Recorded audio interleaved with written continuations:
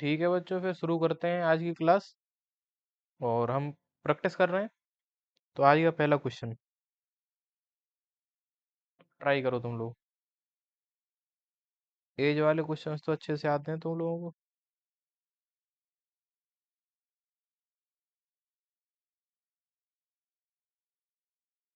आते हैं या नहीं आते?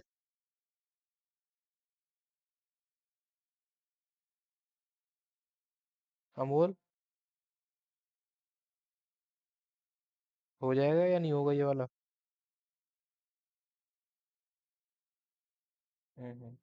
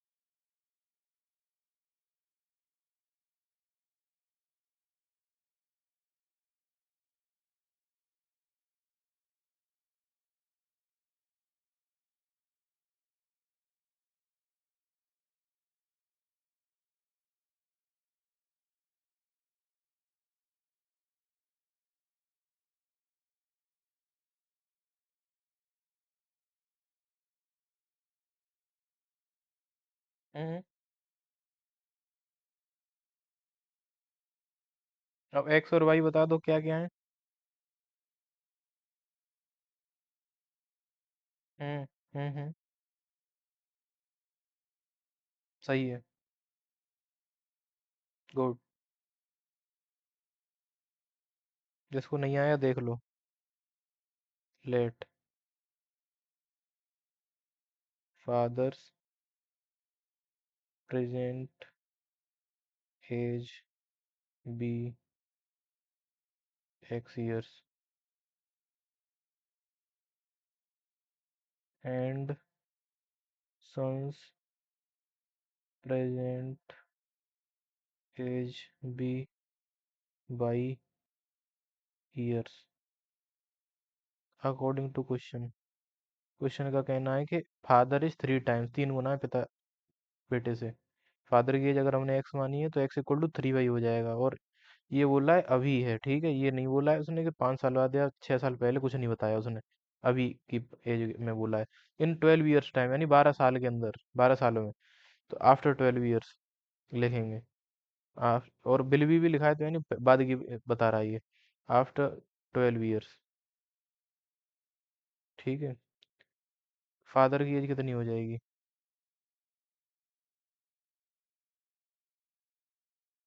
जितनी अभी है उसमें 12 जोड़ दो। इतने ईयर्स। ठीक है। सन की कितनी एज हो जाएगी? जितनी अभी है उसमें 12 जोड़ दो। ठीक है। फिर क्या बोला है कि in 12 years time he will be twice as old as his son, यानी कि फादर दुगना हो जाएगा। तो इक्वेशन बनेगी x + 12 equal to 2 times of y plus 12। ठीक है, ये इक्वेशन फर्स्ट है मान लो हमारी। यहाँ से सेकंड इक्वेशन मिलेगी, x+12 इक्वल्स टू 2y+24। और इसे इधर ले आता हूँ 2y को, तो x-2y equals to 24 - 12। x-2y equals to हो गया 12। और यहाँ पे एक काम करते हैं, पहली क्वेश्चन से x की 3y जो वैल्यू है ना, इसमें पुट कर देते हैं। x की जगह पे 3y पुट कर देते हैं इक्वेशन नंबर 1 से जो हमने रखी है, यहाँ ब्रैकेट में लिख दूंगा मैं कि फ्रॉम इक्वेशन 1। इक्वेशन नंबर 1 से हमने रखी है 3y - 2y कितना हो गया बाई।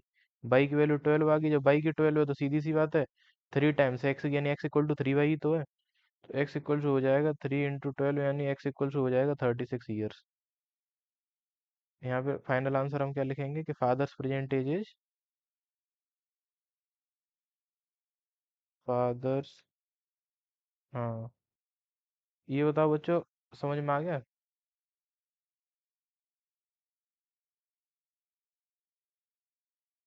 एंड, ठीक।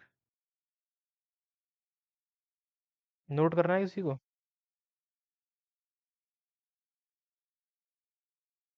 है कोई जो नोट करना चाहेगा? नहीं ना? ठीक है, तो फिर आगे बढ़ते हैं। हम्म,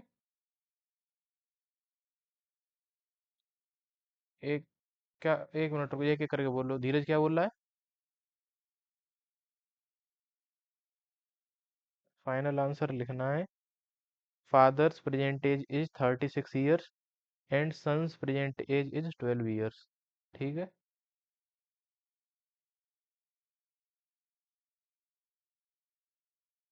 ये रुकने का प्रॉब्लम इसके प्रिंस के अलावा और किसी के साथ हो रहा है? वीडियो रुक के चलने का?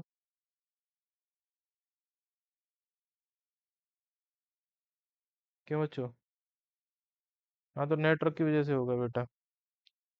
नोट कहाँ पे कर लिया बेटा तुमने नोट? शुरू किया है तो करो फिर। बता देना, आगे बढ़ा दूंगा जब इतना हो जाए तो। आगे का कर लेना फिर। बेटा, एज वाले क्वेश्चंस तो अच्छे से आने चाहिए तुम्हें, तरीका मैंने समझा दिया है, अब तो क्वेश्चन बनाओ, सॉल्व करो, सिंपल तो है। अभी भी प्रॉब्लम होती है, कह रहा है तुझे?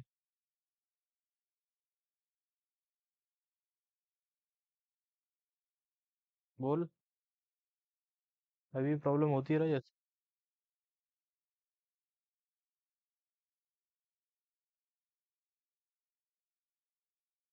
क्वेश्चंस की पीडीएफ तुम्हें भेज दूंगा ग्रुप पे। ठीक है, तो क्वेश्चन सीधा सीधा सॉल्व करो तुम।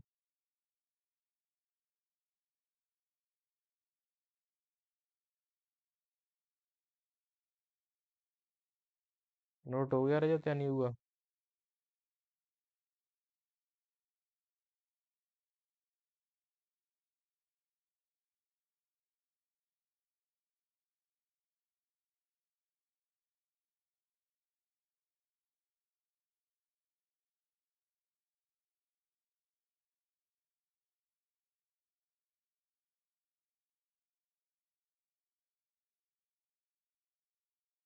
आया ना तो बोल दिया अगर रजत।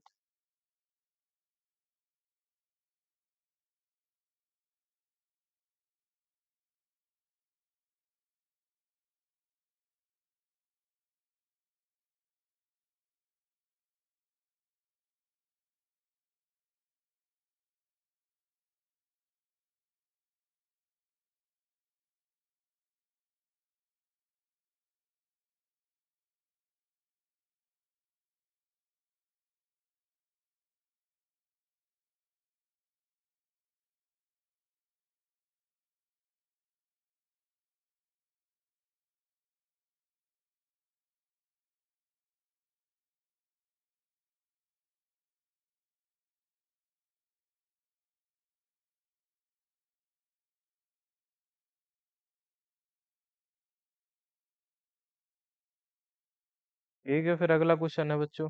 ये भी एज वाला क्वेश्चन है, थोड़ा सा डिफरेंट है अभी तक जो क्वेश्चंस किए हैं एज वाले तुमने उनसे। लेकिन उम्मीद है मुझे कि तुम, शायद है कोई बच्चा कर पाए इसे। ना आए तो बता देना, फिर मैं समझा दूंगा तुम्हें।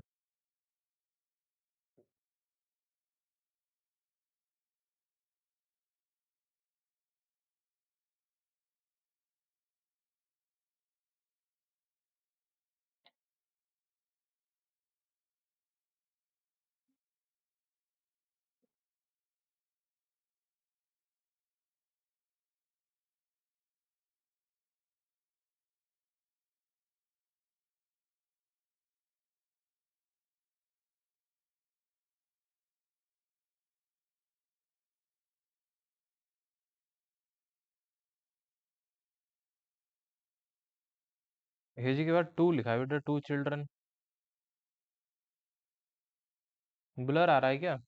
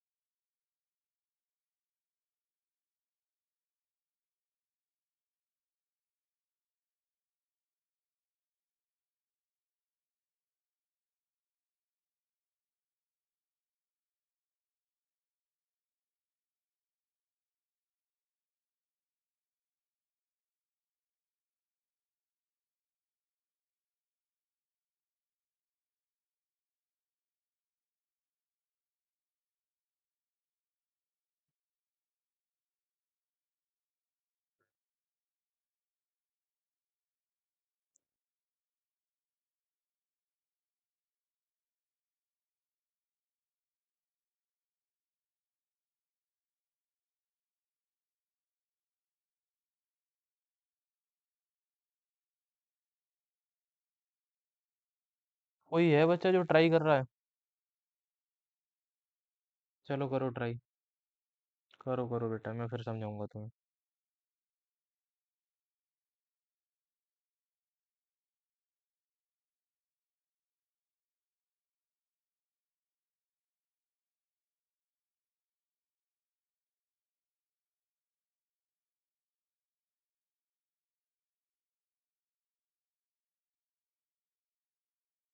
लगभग हर बुक में ये क्वेश्चन मिल जाएगा तुम्हें देखने को। R D Sharma, R S Agarwal, जो भी वीके सिंह, कोई सी भी हो, बताओ तुम्हें ये क्वेश्चन देखने को मिलेगा, देख लेना नहीं तो। एज वाले जो क्वेश्चन होंगे उनमें करते कैसे हैं वो मैं समझाऊंगा अभी।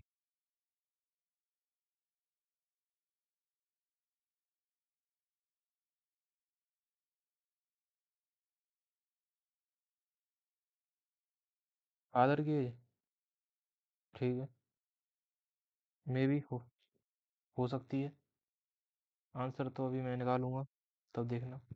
बाकी बच्चे बताओ, किसी और का कोई और आंसर आया है या फिर यही आंसर है? 55? 45? अच्छा, देखते हैं, मे बी। और किसी का कुछ और आंसर आया हो तो बताओ।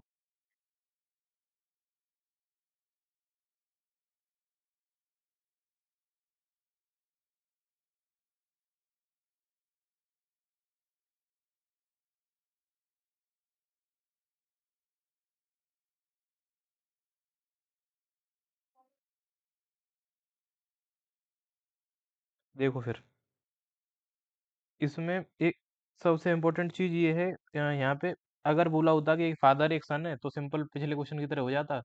लेकिन यहाँ पे दो चिल्ड्रन की बात कर दी है उसने। क्या कर दी है कि एज है वो भी कितने बच्चों की, दो चिल्ड्रन, दो बच्चे हैं उसके, उन दोनों की एज की बात हो रही है, इस वजह से तुम लोगों को दिक्कत हो रही होगी इस क्वेश्चन में। सही समझा मैंने या नहीं?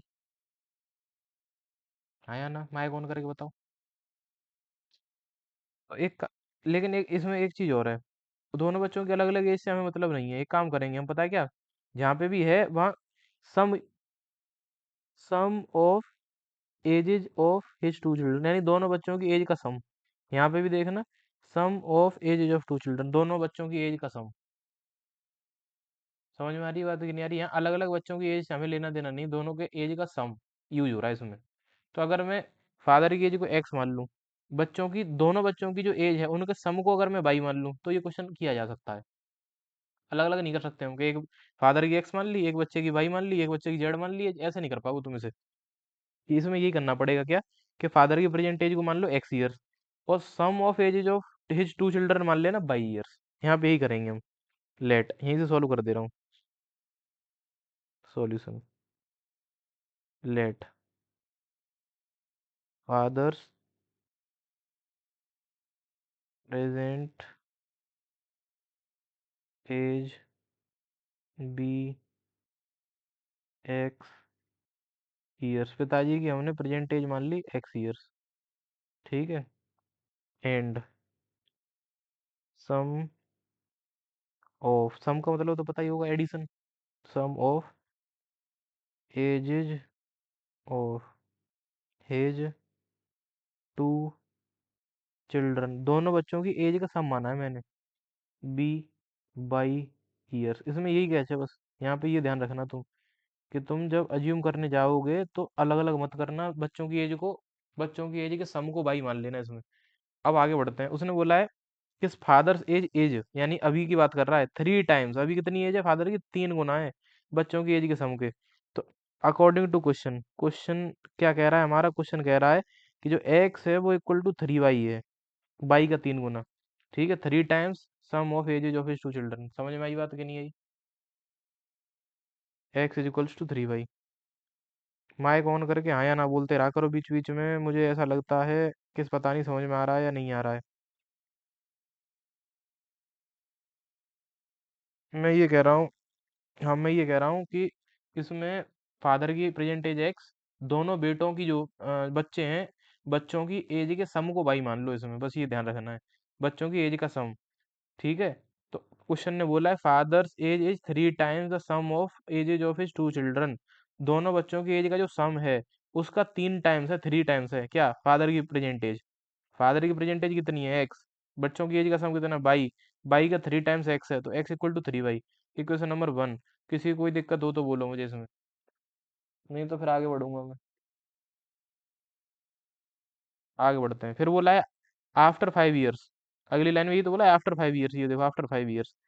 तो यहाँ पे तुम्हें पता है अगर कंडीशन आ जाए फ्यूचर या पास्ट की, क्या करेंगे हम, लिखेंगे आफ्टर 5 ईयर्स, 5 साल के बाद दोनों की एज क्या क्या रहेगी।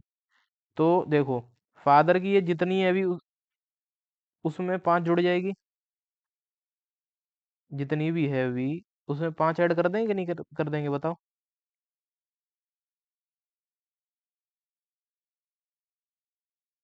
जितनी अभी एज है उसमें हम 5 ऐड कर देंगे। और sum of ages of his 2 children, ये कितना हो जाएगा 5 साल के बाद,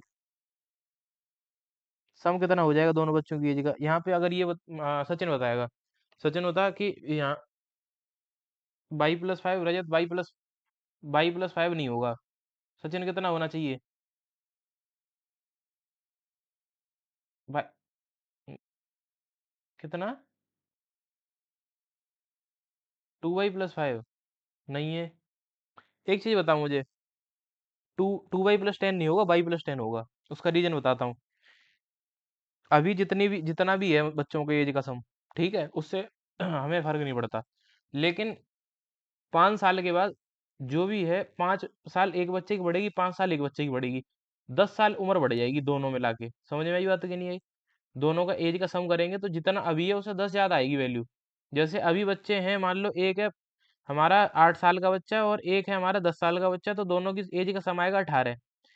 अब मैं पूछूं बताओ 5 साल के बाद कितनी होगी, तो जो 8 का था वो 13 का हो जाएगा बच्चा, जो 10 का था वो 15 का हो जाएगा। 13 और 15 को ऐड करेंगे 28 आएगी, तो अभी 18 है सम, तो फिर 5 साल बाद 28 हो जाएगा, 10 ज्यादा हो जाएगा। तो ये हो जाएगा बाई+10। ये बस यहाँ पे ध्यान रखने वाली बात है, बाई+10 ईयर्स। अगर किसी को समझ में नहीं आया हो तो बोल दो मुझे, मैं आगे नहीं बढ़ूंगा, समझा दूंगा तब बढ़ूंगा, नहीं तो फिर आगे क्वेश्चन बनाते हैं। ये चीज समझ में आ गई है?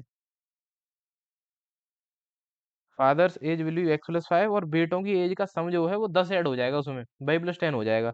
उसने आगे क्या बोला क्वेश्चन ने, after 5 years age will be twice, ठीक है, the sum of the ages of 2 children. Father की जो एज रहेगी उस वक्त पे जो कि x+5 होगी, वो ट्वाइस होगी, दुगनी होगी किसकी, बेटों की एज के सम के या बच्चों की एज के सम के। बच्चों की एज है बाई+10 उस वक्त पे। यहाँ से दूसरी क्वेश्चन तैयार करेंगे हम, x+5 इक्वल्स टू 2y+20, और 2y इधर उठा लाते हैं तो x-2y इक्वल्स हो जाएगा 20-5, और ये हो जाएगा x-2y इक्वल्स टू 15। एक काम करो कि इक्वेशन नंबर 1 में जो वैल्यू थी ना x की, 3y यहाँ पुट कर दो लाके। तो x की जगह पे 3y और -2y इक्वल्स टू 15, यहाँ ब्रैकेट में मैं लिख दूंगा कि हमने जो है x equals to 3y put किया है फ्रॉम इक्वेशन 1। एक्स की जगह पे ये वैल्यू पुट कर ली है, 3y में से 2y, ये सब्स्टिट्यूशन मेथड कहलाता है, शायद तुम्हें पता हो, वैल्यू पुट करना। 3y में से 2y के बाई बचा, y = 15। देखो sum of ages of two children तो आ रहा है 15, इससे हमें मतलब नहीं है, क्योंकि हमें ये निकलवाया नहीं है। हमें तो x की वैल्यू निकलवाई है, इसे इक्वेशन को पुट कर दो फर्स्ट में। पुट इन इक्वेशन नंबर 1 में x = 3y है। x = 3 टाइम्स ऑफ 15, 45 जो बोल रहा था वो सही कह रहा था, शायद ये आर्यन बता रहा था। आर्यन बता रहा था या दीपक, ये प्रिंस बता रहा था, पता नहीं कौन बता रहा था तुम में से। हम्म।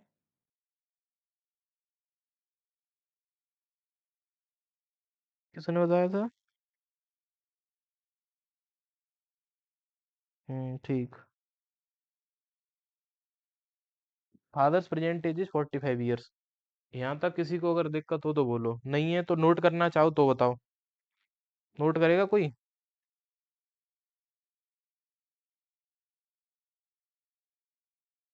रजत, कर लिया नोट तूने कि नहीं कर पाया? चल कर। समझ रहा था साथ में कि नोट ही कर रहा था सिर्फ? समझ गया ना? ये वाला क्वेश्चन अब आएगा अगर तो कर पाएगा कि जिसमें sum of ages of two children दे दे। क्यों? चलो बढ़िया है फिर तो। अंकुर तुम्हें समझ में आ रहे हैं क्वेश्चंस?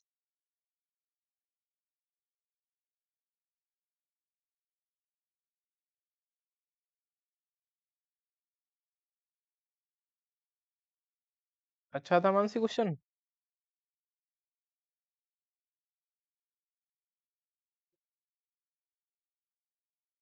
पहला तो आसान था यार।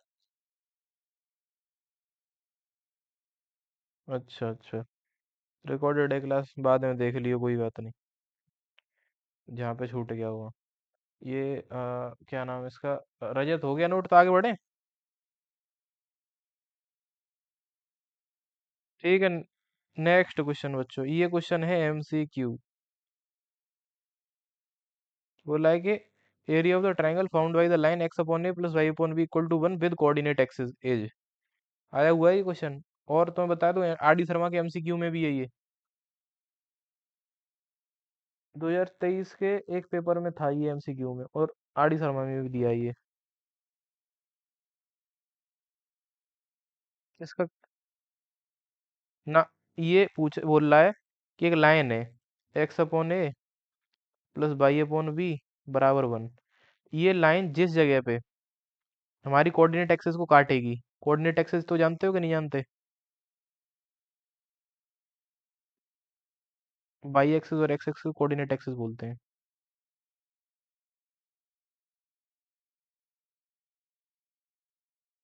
ठीक है, जैसे मान लो ऐसे जा रही है, या फिर मान लो ऐसे जा रही है, तो ये इस जगह पे और इस जगह पे काट रही है कोऑर्डिनेट एक्सिस को लाइन। तो ये जो ट्रायंगल बना, ये वाला ये वाला ट्रायंगल, ये वाला ये, इस ट्रायंगल का एरिया पूछा है इसने कितना होगा। पहले तो इसमें एरिया निकालने के लिए काम करना पड़ेगा तुम्हें। एक तो ये पॉइंट पता करना पड़ेगा ये वाला, और एक ये वाला पॉइंट ऑफ इंटरसेक्शन पता करना पड़ेगा कोऑर्डिनेट एक्सिस के साथ इसका। तो ये पता कर लिया तो फिर बहुत आसान है, क्योंकि ये जो डिस्टेंस है, ये हो गई हमारी हाइट और ये हो गया बेस, 1/22 इंटू हाइट लगा देंगे, 90 का एंगल यहाँ होता ही है। तो हो जाएगा काम हमारा। बस ये इसका कोऑर्डिनेट इस पॉइंट का, इस वाले का और इस वाले का। अच्छा, ऑप्शन भी पता चल गया तुम्हें? देखो देखो देखो, एक काम करते हैं, हम निकालते हैं क्या, ये को पॉइंट्स निकाल लेते हैं जिस जगह भी कट करेगी लाइन। तो ये जो पॉइंट है बाई वाला, तुम्हें पता है कि इस पे एक्स का कोऑर्डिनेट तो जीरो हो जाएगा, बाई का चाहे कुछ भी हो। इस पे एक्स कोऑर्डिनेट जीरो हो जाएगा, बाई का चाहे कुछ भी रहे, समझ में आई? और एक्स पे इस पॉइंट की बात करें तो एक्स का इसका कुछ भी होगा, लेकिन बाई का जीरो हो जाएगा। ये दोनों इस फॉर्म में होंगे। समझ में आ रही बात कि नहीं आ रही? ये जो पॉइंट्स हैं हमारे, ये इस फॉर्म में होंगे। किस फॉर्म में होंगे? तो जैसे ये हमारी एक्स एक्स बाई एक्सेस है, और ये हमारी एक्स एक्सेस है, और ये वो लाइन काट के जा रही है। तो ये जो पॉइंट होगा ये वाला हमारा, रुक जाना एक मिनट, ये जो पॉइंट होगा, ये जिसमें ब्लैक डॉट कर रहा हूँ, ये पॉइंट हमारा किस फॉर्म में होगा? ये होगा हमारा 0, बाई फॉर्म में। और ये वाला किस फॉर्म में होगा? ये वाला, तो ये वाले की हम बात करें अगर, हाँ, x, 0 फॉर्म में होगा ये वाला, x, 0। अगर ये समझ में आ गया तो फिर कोई प्रॉब्लम ही नहीं है। फिर देखो, इसमें इस वाली इक्वेशन के अंदर, इस वाली इक्वेशन के अंदर जब तुम ये वाला मतलब पॉइंट पुट कर दोगे, सेटिस्फाई करेगा, यानी कि एक्स की वैल्यू जीरो पुट कर दो, बाई की अपने आप निकल आएगी। ठीक है, एक्स की वैल्यू अगर मैं जीरो पुट करता हूँ, तीसरा यही बताया था इसने, धीरज ने, जीरो अपॉन ए प्लस और बाई अपॉन बी और इक्वल्स टू वन। ठीक है, तो ये जीरो अपॉन समथिंग तो जीरो ही होना है, जीरो को किसी भी नंबर से डिवाइड करो नॉन जीरो से तो जीरो ही आता है। Plus y upon b equals to one, b चला जाएगा उधर तो बाई की वैल्यू बी आ गई, तो यानी कि जो पॉइंट है ये जीरो कॉमा बी होगा, जीरो कॉमा बी। ठीक है, ऐसे ही जब बाई की जगह पे जीरो रखेंगे तो एक्स की वैल्यू निकलेगी, यहाँ से ये वाला कोऑर्डिनेट निकल आएगा, x upon a plus zero upon B और इक्वल्स टू वन। जीरो को किसी से भी डिवाइड कर दो आंसर जीरो रहना है, तो x upon a equals to one और एक्स इक्वल्स टू ए। तो ये वाला जो पॉइंट है हमारा ए कोमा जीरो आएगा, ये वाला ए कोमा जीरो। तो ए कोमा जीरो होने का मतलब क्या हुआ, ए कोमा जीरो होने का मतलब हुआ कि ये जो डिस्टेंस है ना, ये वाली ये डिस्टेंस ए है। ठीक है, और ये बी का मतलब हो गया कि ये डिस्टेंस बी है। और इसका formula one upon two into base into height होता है, तो वन अपॉइंट टू इंटू ए इंटू बी हो जाएगा, सही जवाब है सी हो जाएगा। बताओ किसी को कोई दिक्कत हुई हो इसमें तो।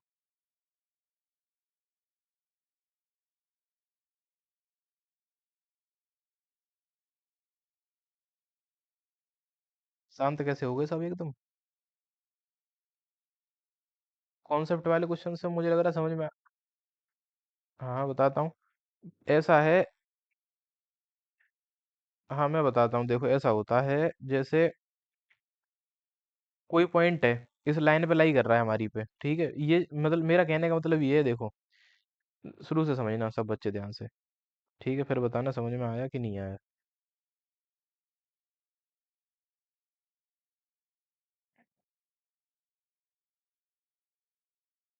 हमारी जो भी लाइन है, जो भी लाइन है, ठीक है, x upon a plus y upon b equal to one है ना, x upon a plus y upon b is equals to one है। अब कार्टेशियन प्लेन जो हमारा होता है, कार्टेशियन प्लेन, एक्स एक्सिस और वाई एक्सिस होते हैं जिसपे अगर हम इसकी मतलब वो बनाएं, ग्राफ बनाएं इसका, तो ग्राफ पे कैसी भी जा सकती है, हमें नहीं पता, ऐसी जा सकती है, ऐसी नहीं तो ऐसी जा सकती है, ऐसे करके जा सकती है, लेकिन एक्स एक्सिस और वाई एक्सिस दोनों को काटेगी, कहीं पे भी काटे, चाहे ऐसे करके काटे, इस जगह पे इस जगह पे, चाहे ऐसे काटे, या फिर हो सकता है ऐसे काटे, लेकिन काटेगी एक्स और वाई दोनों को। ठीक है, हमें नहीं पता कहाँ काटेगी, ये पता कर सकते हैं हम, कहाँ पे काटेगी ये हम पता कर सकते हैं, समझ में आ रहा है अंकुर। हम ये पता कर सकते हैं कि लाइन एक्स एक्सिस को किस जगह पे काटेगी, वाई को किस जगह पे काटेगी, ये पता किया जा सकता है। हाँ या ना बोलो एक बार पहले। पता कैसे पता कर सकते हैं, ये ऐसे पता कर सकते हैं कि जैसे तुम्हें ये पता करना है कि ये एक्स एक्सिस को किस जगह पे काटेगी, तो जिस जगह पे भी काटेगी उसका वाई कोऑर्डिनेट जीरो रख दो, पूरी एक्स एक्सिस पे, जहाँ पे जैसे मान लो इस जगह पे काट के जा रही है एक्स एक्सिस को इस जगह पे ये, तो इसका जो एक्स कोऑर्डिनेट है वो कुछ भी हो हमें नहीं पता, लेकिन वाई हमेशा जीरो रहेगा, इस पूरी लाइन पे वाई जीरो रहता है हमेशा। तो सीधी सी बात ये, जब भी तुम्हें ये पता करना हो कोई लाइन एक्स पे एक्स एक्सिस को किस जगह पे काटेगी, तो उसमें वाई की वैल्यू जीरो रख दो।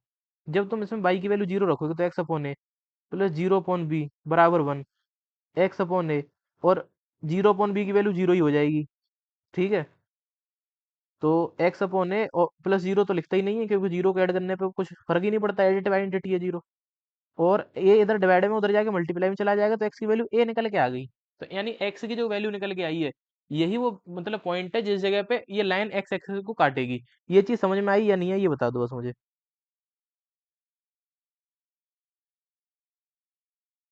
अंकुर तुम बताओ समझ में आ गई। तो यानी कि जिस जगह पे भी काटेगी उसका एक्स कोऑर्डिनेट ए कोमा जीरो होगा, सिंपल। मान के चलते हैं ऐसे काट के जा रही है, तो इस जगह पे काट रही है, इसका एक्स कोऑर्डिनेट हो गया एक्स कोमा, तो सॉरी ए कोमा जीरो, ए कोमा जीरो, ये ए कोमा जीरो हो गया ये पॉइंट हमारा। अब बाई पे, बाई को किस जगह पे काटेगी, तो उसमें एक्स की वैल्यू जीरो रख दो, क्योंकि पूरी वाई एक्स लाइन, वाई जो हमारी होती है लाइन, उस पर एक्स की वैल्यू जीरो होती है। तो जब एक्स की वैल्यू इसमें जीरो रखोगे तुम, तो zero upon a plus y upon b बराबर वन, जीरो अपॉन कुछ भी करो जीरो ही रहेगा, प्लस बाई अपॉन बी बराबर वन, जीरो को किसी के साथ ऐड करो फर्क नहीं पड़ता, क्योंकि जीरो एडिटिव आइडेंटिटी कहलाती है। ठीक है, बी उधर चला जाएगा तो बाई इक्वल टू हो जाएगा बी। तो यानी कि जिस जगह पे काटेगी उसका कोऑर्डिनेट होगा जीरो कॉमा बी। ये चीज समझ में आई अंकुर। हाँ या ना, बताओ एक बार, तब आगे बढ़ता हूँ फिर मैं। और इसने क्वेश्चन ने भी यही बोला था, क्या बोला था कि एरिया ऑफ द ट्राइंगल, कौन सा triangle, formed by the line, ये वाली लाइन का द्वारा, और कोऑर्डिनेट एक्सिस होती है एक्स एक्सिस वाई एक्सिस। तो एक्स एक्सिस ये रही हमारी, वाई एक्सिस ये रही हमारी, और ये लाइन रही हमारी, इन तीनों के बीच में ये ट्राइंगल बना ये वाला। इसका एरिया पूछा है। तो इसका ये लेंथ हो गई ए, यहाँ से यहाँ तक, क्योंकि इस पॉइंट का कोऑर्डिनेट ए है तो ए हो गई है। इस पॉइंट का कोऑर्डिनेट बी है तो ये लेंथ बी हो गई। और base 1/2 into base into height formula होता है एरिया ऑफ ट्राइंगल का। तो 1/2 ए भी हो गया यहाँ तक। अगर प्रॉब्लम हो तो बोलो। अंकुर माइक ऑन करके एक बार हाँ या ना बताओ मुझे।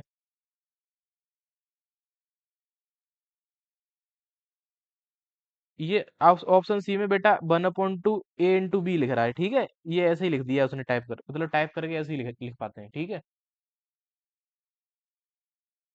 क्या दिक्कत क्या होगी बता तो।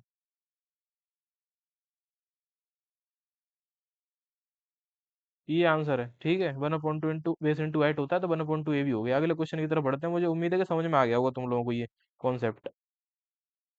ये क्वेश्चन बढ़िया है, स्पीड डिस्टेंस वाला क्वेश्चन है, आ भी जाता है बोर्ड में, ठीक है। और एक बार तुम लोग कोशिश करो, नहीं आएगा तो मैं समझाऊंगा फिर।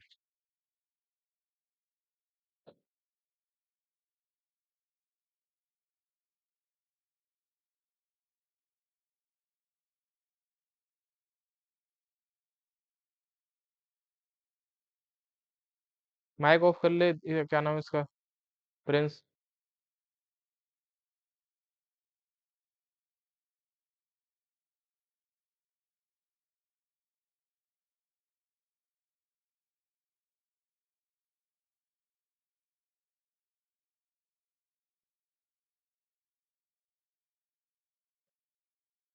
ये क्वेश्चन कराया है पहले या नहीं कराया अभी तक ऐसा?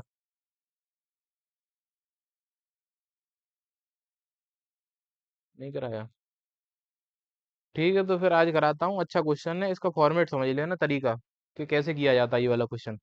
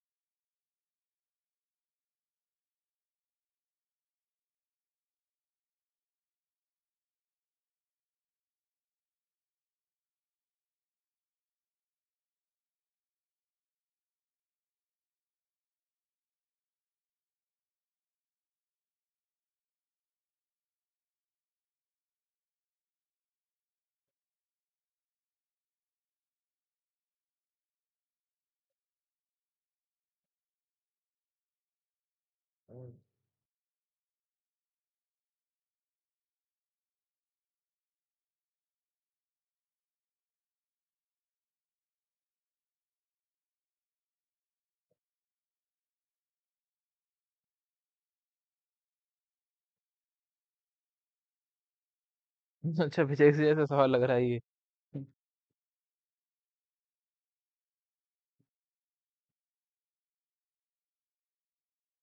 करवाऊँ बच्चों फिर? हाँ लगेगा, बिल्कुल। ट्राई कर रहे हो या मैं करके बताऊँ फिर? चलो फिर देखो ध्यान से। हम्म।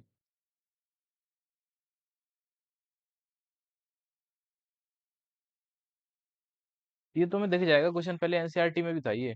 आरएसआरटी में तो काफी है ये, और बोर्ड में भी आ जाता है। बोला है points a and b are 70 kilometre apart on highway. एक हाईवे है, ठीक है।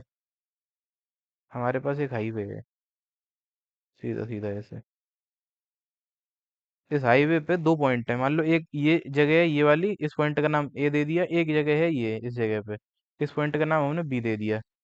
बोला है कि अ कार स्टार्ट फ्रॉम ए, एक गाड़ी ए पॉइंट से स्टार्ट करती है। मान लो इस जगह पे गाड़ी खड़ी है ए पॉइंट पे, ये हमारी गाड़ी हो गई। ए पॉइंट पे गाड़ी खड़ी हुई है। और बोला है another car start from b, दूसरी कार बी से शुरू होती है। इस पॉइंट पे गाड़ी खड़ी हुई है बी पॉइंट पे,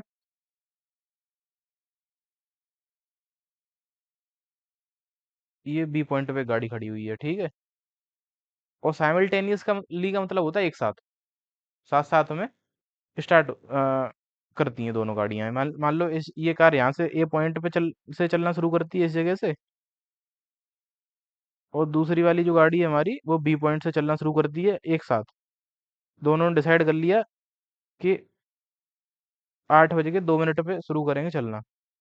स्टार्ट, दोनों के ड्राइवर ने आपस में कॉल करके से एक दूसरे से कनेक्ट कर रखा है, स्टार्ट करा, एक साथ चाबी स्टार्ट करी और चल दिए दोनों। ठीक है। बोला कि if they travel in same direction. Same direction का मतलब समझ में आता है तुम्हें? सेम डायरेक्शन, हाँ मतलब इसका मतलब ये हुआ या तो दोनों जाएं इस तरफ, ठीक है, कि ये भी यहाँ इधर चल दी, ये यहाँ से चलेगी तो इस तरफ ही जाएगी आगे को इस तरफ, और ये वाली गाड़ी यहाँ से ऐसे जाएगी, यानी दोनों इसी तरफ जा रहे हैं। या फिर दोनों इस तरफ चल दें, कैसे, ये इधर चल दे या ये इधर चल दे। तो मान लो कि ये इधर मुंह करके खड़ी है ए से बी की तरफ, तो यानी कि ये गाड़ी इधर चलेगी और ये यहाँ से यहाँ ऐसे जाएगी बी वाली। समझ में आ रही बात कि नहीं आ रही? सेम डायरेक्शन का ये मतलब है। बोला कि if they travel in same direction they meet in 7 hours. अगर वो एक डायरेक्शन में चलें तो 7 घंटे मिल जाएंगे जाके। तो इसका कहने का मतलब समझना तुम, कि जैसे हो सकता है, ये ऐसा काम जब हो सकता है कि साथ साथ चल रही है तो 7 घंटे मिल रही हैं, ये काम जब हो सकता है जब बी की स्पीड कम हो, ए की ज्यादा हो। क्योंकि हो सकता है कि बी यहाँ से चल के इस जगह तक पहुंच पाई हो तब तक, पर ए यहाँ से यहाँ तक पहुंच गई हो 7 घंटे के अंदर, और इस जगह पे दोनों गाड़ियां मिल गई हो आके। ठीक है, ये मान लो हमारी बी गाड़ी आ गई और ये वाली हमारी ए गाड़ी आ गई इस जगह पे। ठीक है, हमने ऐसा माना, और ये पॉसिबल कब है? ये जब पॉसिबल है जब ए तेज स्पीड से आए तब। जो ए गाड़ी है वो तेज आएगी, और बी वाली मान लो उसकी स्पीड थोड़ी कम है, तब 7 घंटे में मान लो गाड़ियां दोनों इस पॉइंट पे मिल जाती हैं, एक पॉइंट पे किसी पे। ये चीज समझ में आ रही है कि नहीं आ रही? माइक ऑन करके रखा करो यार तुम लोग, हाँ या ना बोल दिया करो साथ साथ। हाँ, ठीक है, पहली कंडीशन तुम्हें समझ में आ गई कि ए से, और ये पॉइंट मान लो सी है, ये पॉइंट सी है, सी पॉइंट पे दोनों की दोनों गाड़ी मिल गई जाके कितने घंटे में? 7 घंटे में। उसने बोला है कि if they travel in same direction they meet in 7 hours. अगर एक डायरेक्शन में चलें तो दोनों गाड़ियां 7 घंटे के अंदर मिल जाती हैं। तो ए से सी पहुंचने में 7 घंटे लगाए गाड़ी ने, बी से सी पहुंचने में 7 घंटे लगाए गाड़ी ने। यहाँ तक कोई दिक्कत नहीं होनी चाहिए किसी को भी। बताओ। नहीं ना? ठीक है, अब आगे बढ़ते हैं। ए से सी पहुंचने में बेटा, ए से सी, यहाँ से यहाँ, ये गाड़ी को, ये वाली ए पे जो गाड़ी खड़ी है उसको 7 घंटे यहाँ से यहाँ पहुंचने में लगे हैं, और बी को यहाँ से यहाँ पहुंचने में भी 7 घंटे लगे हैं। समझ में आ रही है बात? बी जो है इसको भी यहाँ से यहाँ 7 घंटे लगे हैं। ये पॉसिबल जब है जब ए की स्पीड ज्यादा होगी बी की कम होगी। समझ में आ रही है बात? ये समझाना चाह रहा हूं मैं तुम्हें।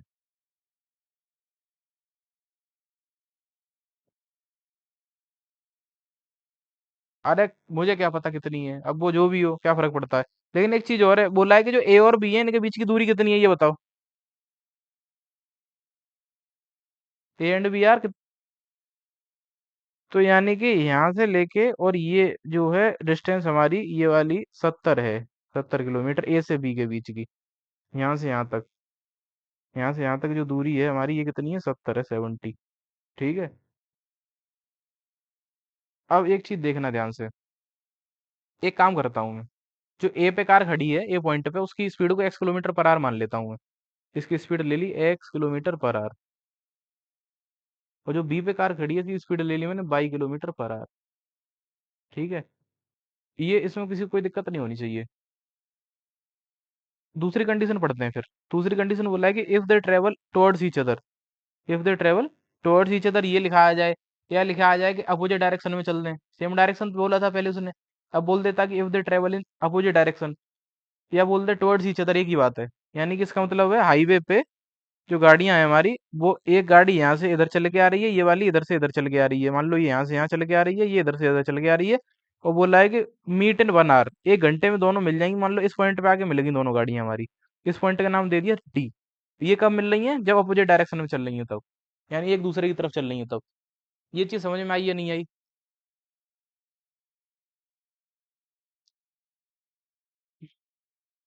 जरूरी थोड़ी सेम स्पीड से चल रही होंगी, वो तो एक्स और वाई उनकी स्पीड तो फिक्स है।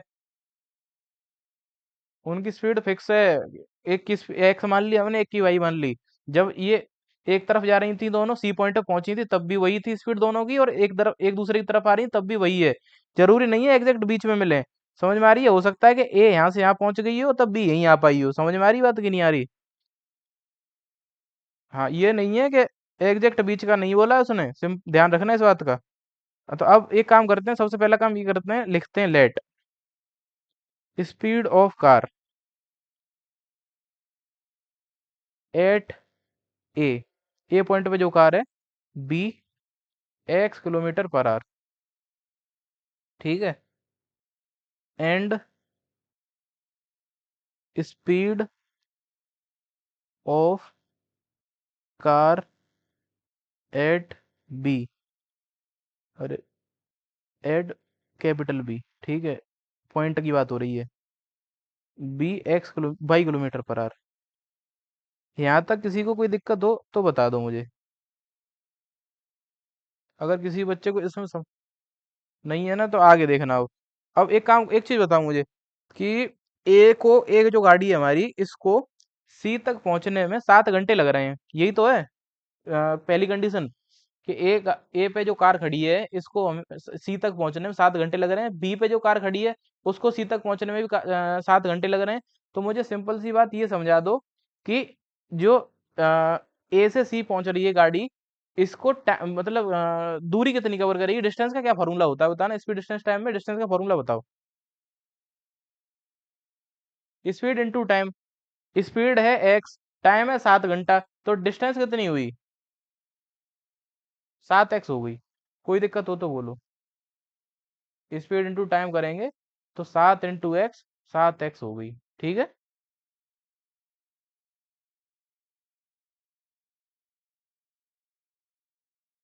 और बी गाड़ी जो है उसकी स्पीड है बाई, और टाइम इसने भी 7 घंटा लगाया सी तक पहुंचने में। तो एक चीज बता दो मुझे कि इसकी डिस्टेंस इतने इतनी कितनी कवर करी।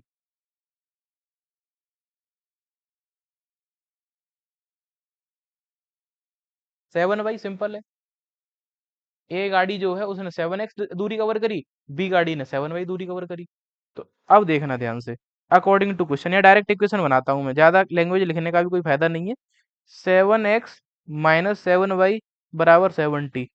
ये देखना ये कैसे कर दिया मैंने, ए से लेके सी तक जो दूरी कवर करी है ए ने, और बी से सी तक, बी ने जो सी तक दूरी कवर करी है, ए ने कितनी ज्यादा डिस्टेंस कवर करी है, 70 ज्यादा करी है, 70 का गैप था दोनों में।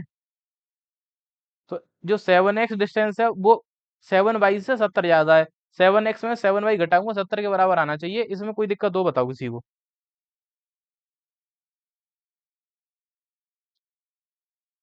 बेटा, यहाँ से ए से लेके जो सी है डिस्टेंस, ए से सी पहुंची है गाड़ी हमारी, यहाँ तक इसने 7x दूरी कवर करी। बी से सी जो गाड़ी पहुंची है इसने 7 बाई दूरी कवर करी है, यहाँ से यहाँ 7 बाई। ये जो 7x दूरी है वो 7 बाई से कितनी ज्यादा है, ये डिस्टेंस एक्स्ट्रा है, सिर्फ ये वाली डिस्टेंस, ये वाली, ये यहाँ ए से लेकर बी तक ही तो एक्स्ट्रा चली है ये वाली गाड़ी, जो कि 70 किलोमीटर है। तो ए सी में से बी सी डिस्टेंस घटाऊंगा तो ए भी बचेगी जो कि 70 है। बता कोई दिक्कत हो तो, दोनों के बीच का अंतर 70 ही तो है। तो अगर एक पॉइंट पे मिल रही है जाके तो क्या,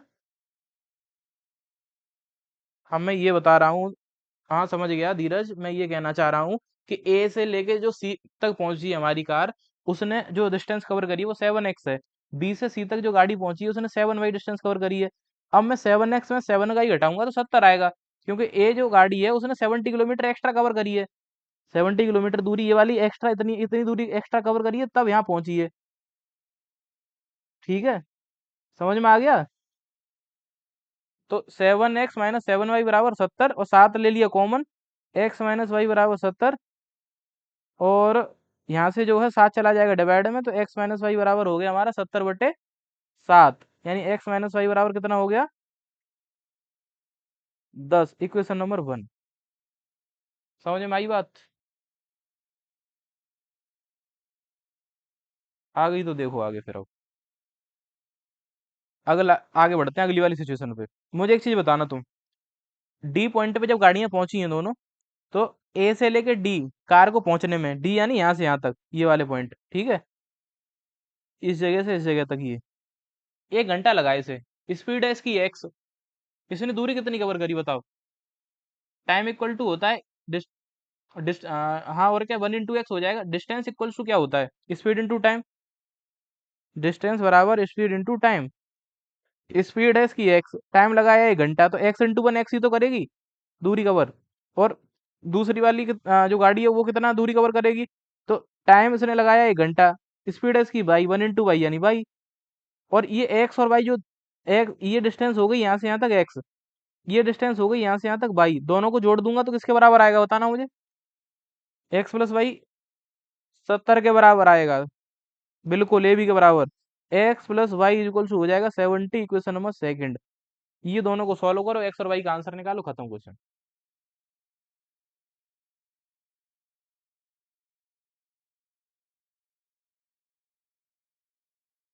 दोनों को जोड़ देते हैं, फर्स्ट प्लस सेकंड। मुझे लग रहा है कि बहुत से बच्चों को दिक्कत हुई होगी इसमें।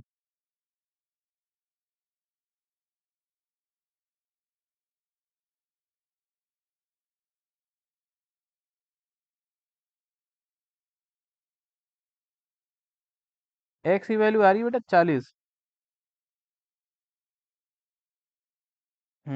इसे पुट, बेटा एक्स की 30 आ रही है यार। पुटे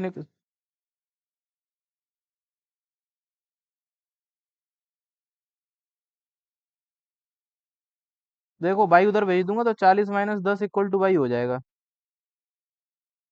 ठीक है, तो 40 में से 10 घटाएंगे तो 30 बचेगा, बाई की वैल्यू 30 आ गई। फाइनल आंसर क्या लिखोगे कि speed of car at a is 40 kilometre per hour, speed of car at b, यहाँ लिख दे रहा हूँ, speed of car at a is 40 kilometre per hour and speed of car at b is 30 kilometre per hour. मुझे लग रहा है note करना चाहोगे तुम लोग, शुरू से दिखा दूं क्या। ये रास्ता वास्ता सब बनाने की जरूरत नहीं है तुम्हें, सीधा तुम यहाँ पे ये नोट कर सकते हो, ये let speed of the car b x kilometre per hour यहाँ से। एक बार है ना तो बोल दो कि नोट करना भी चाहोगे कि नहीं।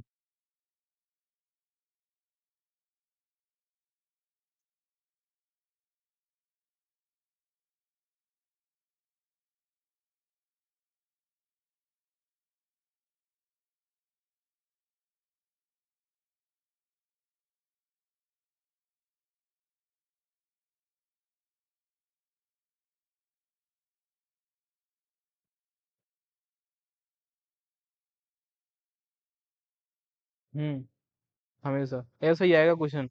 2 3 करवा भी दूंगा कल, टेंशन मत लो। नहीं तो RSRD उठाना, ऐसे क्वेश्चन तुम्हें भर भर के मिल जाएंगे देखने को। ये पॉइंट एंड भी यार 100 किलोमीटर अपार्ट ऑन हाईवे, ऐसे क्वेश्चन तुम्हें काफी मिल जाएंगे।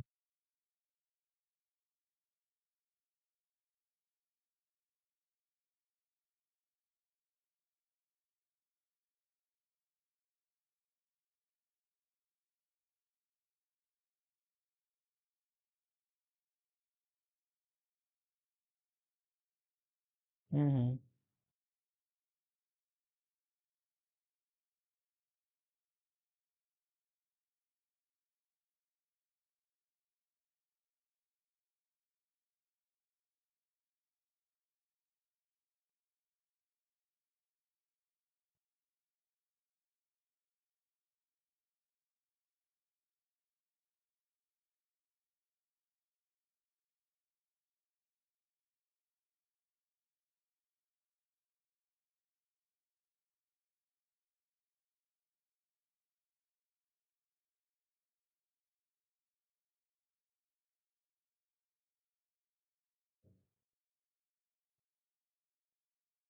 कर रहा हूँ बेटा।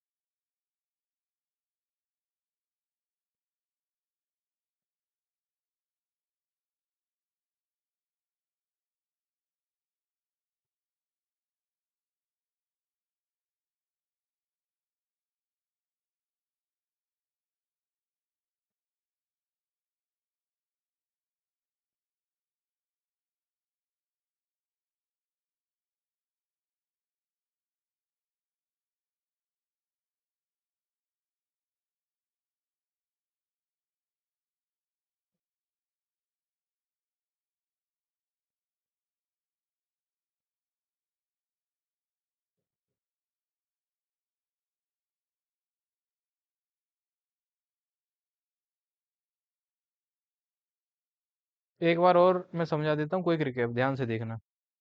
हमने करा क्या है इसमें।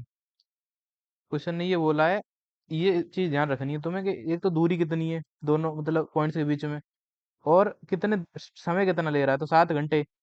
ठीक है, यहाँ पे बनार तो ज्यादातर तुम्हें 99% क्वेश्चन में ये दूसरी कंडीशन में तो बनार ही देगा तुम्हें, चाहे ये डिस्टेंस यहाँ पे ये कितना टाइम दे दे, यहाँ पे डिस्टेंस कितनी भी दे दे, लेकिन यहाँ पे तुम्हें बनार दिखेगा 99% क्वेश्चन में।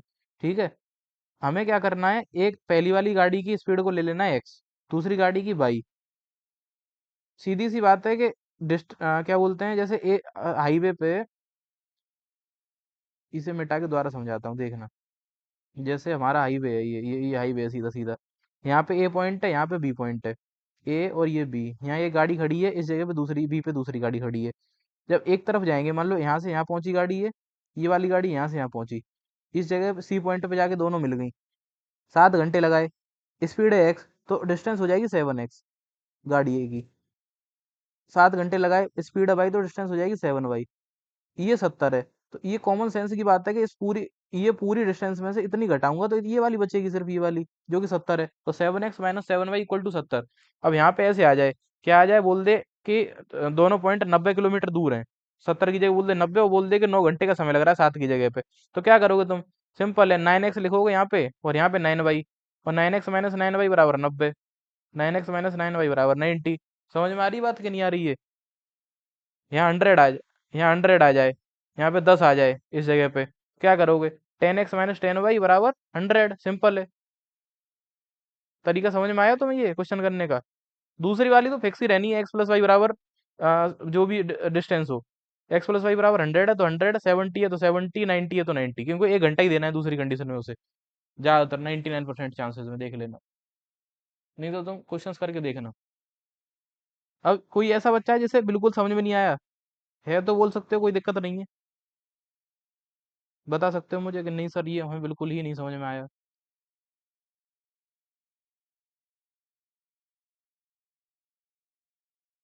बताओ रजत, कोई प्रॉब्लम।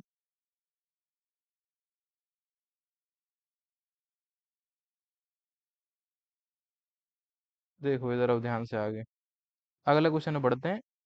और ये आखिरी क्वेश्चन है, इसके बाद एक क्वेश्चन हो रहा है, वो तुम होमवर्क में करोगे खुद से, क्योंकि वैसे क्वेश्चन कई करा चुका हूँ मैं। पीडीएफ में 6 क्वेश्चन मैंने टोटल डाले थे, इसमें पांचवा ही है आज का, तो ये आखिरी होगा आज, ठीक है। वो तुम होमवर्क में करोगे। इस क्वेश्चन को पहले तो करके ट्राई करो, कर पाओगे कि नहीं कर पाओगे, ऐसा एक क्वेश्चन करा चुका हूँ मैं, प्रॉफिट लॉस वाला, शायद ध्यान हो तुम्हें। परसेंटेज में रजत तुमने बोला भी था कि परसेंटेज वाला कैसे, क्या इसके बारे में बताया था ना, मैंने बताया था कि परसेंट का साइन यहाँ हटेगा, उसमें 1/100 आ जाता है परसेंट की जगह पे, सिंपल है।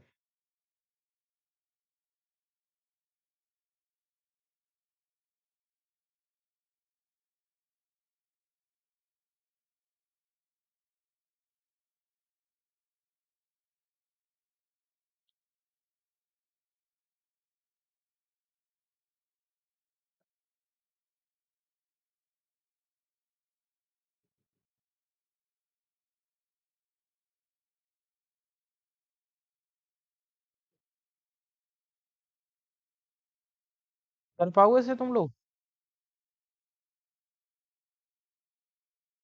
ठीक है,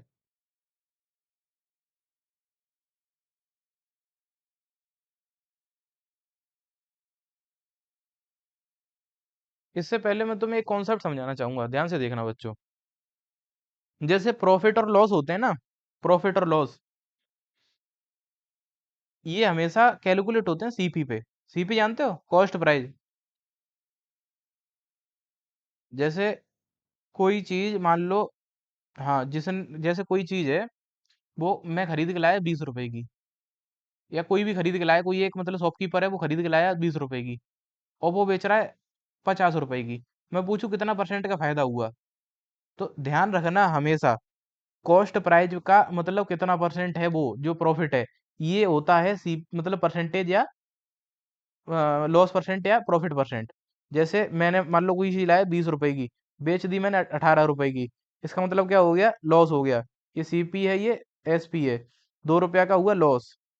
तो ये कितना परसेंटेज है। अब परसेंटेज होता है किसी न किसी क्वांटिटी का, समझ में आई बात कि नहीं आई। परसेंटेज ऐसी कुछ नहीं होती, परसेंटेज होता है किसी न किसी क्वांटिटी का। जैसे तुम्हारे मार्क्स नाइन्थ में कितने परसेंट आए, इसका मतलब है कि टोटल मार्क्स कितने 500 रहे होंगे, 500 का कितना परसेंट हिस्सा है वो। समझ में आई बात कि नहीं आई?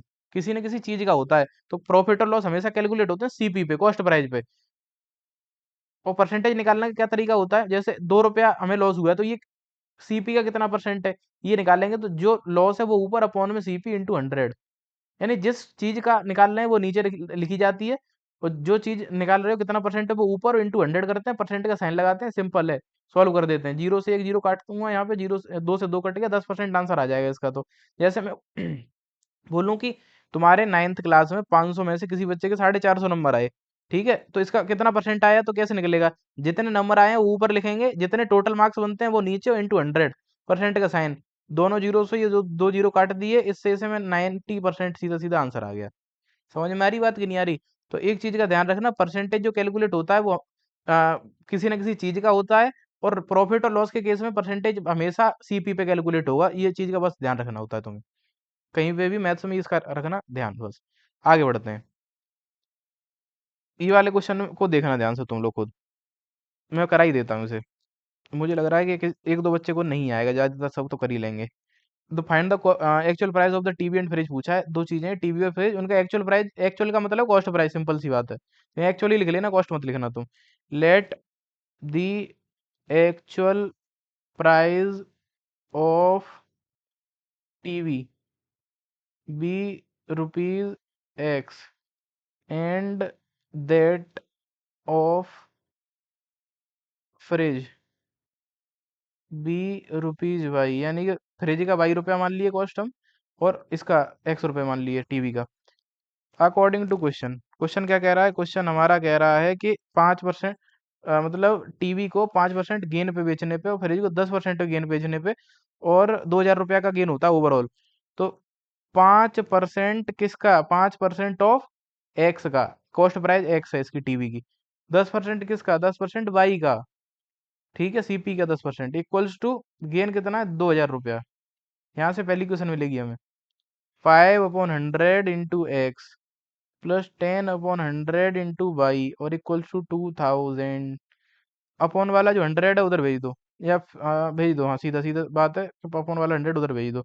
ये बचेगा 5x प्लस 10y और इक्वल्स टू जो अपॉन का 100 है वो इधर जाके दो जीरो बढ़ा देगा, एक दो, 5 कॉमन ले लो फिर यहाँ से, तो क्या बनेगा, एक्स प्लस 2y और इक्वल्स टू बनेगा एक दो, कितने, तीन चार पाँच जीरो है, तीन और दो पाँच, पाँच चला जाएगा डिवाइड में, x plus 2y is equals to two, एक दो तीन चार पाँच अपॉन में पाँच, एक्स प्लस 2y इक्वल्स हो जाएगा 5 4 20, और दो चार जीरो, एक दो तीन चार जीरो, इक्वेशन नंबर 1। और इसी प्रकार से दूसरा क्वेश्चन हो जाएगा, बोला है दूसरे क्वेश्चन में कि 10% गेन पे टीवी बेचे, 5% लॉस पे फ्रिज बेचे, 1,500 का गेन होता है ओवरऑल, 10% गेन पे टीवी बेचे, टीवी की प्राइस एक की एक्स, तो 10% ऑफ एक्स, 10% ऑफ एक्स, और फ्रिज में हो रहा है लॉस, लॉस कितने का हो रहा है, 5% का, तो इस ऐसे क्वेश्चन में घटाना होगा, -5% ऑफ बाई, ठीक है, लॉस को माइनस कर देंगे, और इक्वल्स टू कितना रुपया का ओवरऑल गेन है, 1,500 का, तो इक्वल्स टू 1,500। यहाँ से दूसरी इक्वेशन मिल जाएगी हमें, 10/100 इंटू एक्स -5/100 इंटू वाई और इक्वल्स हो जाएगा 1,500।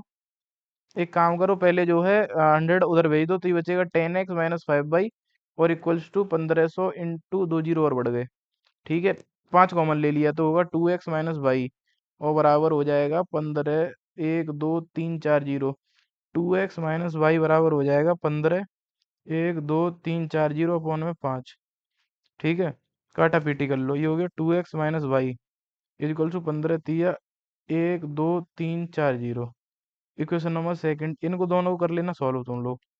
समझ में आ रही बात कि नहीं आ रही, एक्स और वाई की वैल्यू आ जाएगी, वही एक्चुअल प्राइस है। अगर किसी को समझ में नहीं आया वो क्वेश्चन तो बताओ, बोलो बच्चों एक बार हाँ या ना तो बोल दो। आ गया ना? ये जो है नोट करना चाहेगा कोई?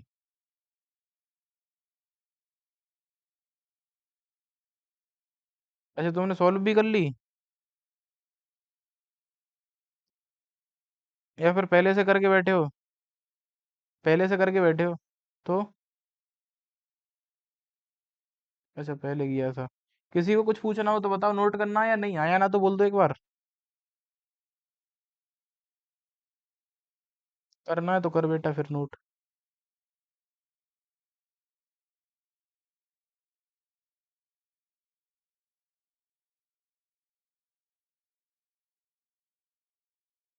क्लास आज यहीं तक रखते हैं, और मैं पीडीएफ भेज देता हूँ ग्रुप पे।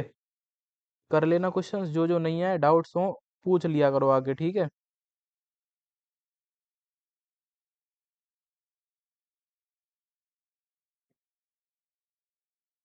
कर दिया ऊपर।